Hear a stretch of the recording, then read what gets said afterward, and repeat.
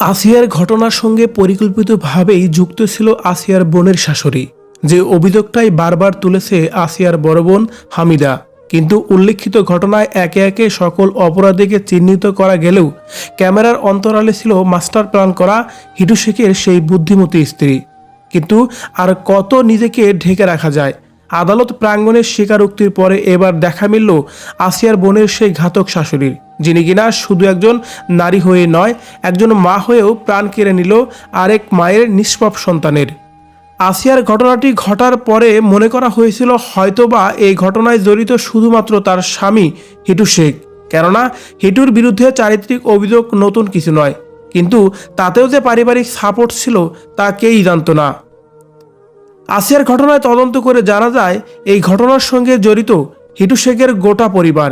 অথচ ভাবতেও অবাক লাগে যে আসিয়াকে ভ্যানে করে মাগুরার সদর হাসপাতালে নিজেই পৌঁছে দিয়েছিলেন আসিয়ার বড় বোনের শাশুড়ি।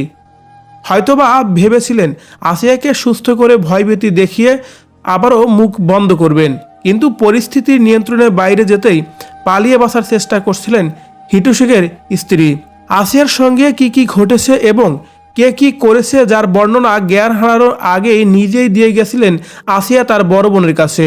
বড় বোন হামিদার স্বীকারোক্তিতে জানা যায় তার শাশুড়ি তাকে খাবারের মধ্যে ওষুধ খাইয়ে দিয়েছে। তার ছোট বোনের সঙ্গে এমন নির্মম ঘটনা ঘটেছে সেই রাতে, যে কারণে এত কিছু হয়ে গেলেও ঘুম ভাঙেনি তার। এবং সর্বোপরি আসিয়া নিজেই বলে গেছে তার সঙ্গে যে অনৈতিক ঘটনা ঘটেছে তাতে যুক্ত ছিলেন হিটু সিংয়ের এই বুদ্ধিমতী স্ত্রী।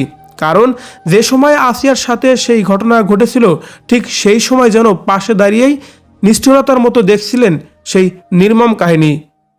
এই ছোট্ট একটি বাচ্চা অনেক বেশি কষ্ট পাচ্ছিলেন সেই সময়, কিন্তু পাশ থেকে কিছুই বলেননি এই পাষণ্ড স্ত্রী। অন্যদিকে শত চেষ্টার পরেও আর পালিয়ে বাঁচতে পারেনি হিটু শেখের গোটা পরিবার। স্থানীয় গ্রামবাসীরা এই অভিশপ্ত পরিবারের সবাইকে আটক করে একে একে পুলিশের হাতে তুলে দিয়েছে। আর তাতেই নিজেকে আর লুকিয়ে রাখতে পারলেন না হিটু মিয়ার স্ত্রী জাহেদা খাতুন। আদালত প্রাঙ্গণে ওপেন ক্যামেরায় দেখা গেল তার সেই ভয়ানক চেহারাটি। তিনি কেমন নারী আর কেমন মা, সেটা নিয়ে যেন লজ্জিত পুরো বাঙালি জাতি। মা নামের এসব পাষণ্ড মানুষকে নিয়ে আপনি কি বলবেন? অবশ্যই আপনার মূল্যবান মতামত কমেন্ট করে জানাবেন কমেন্ট বক্সে।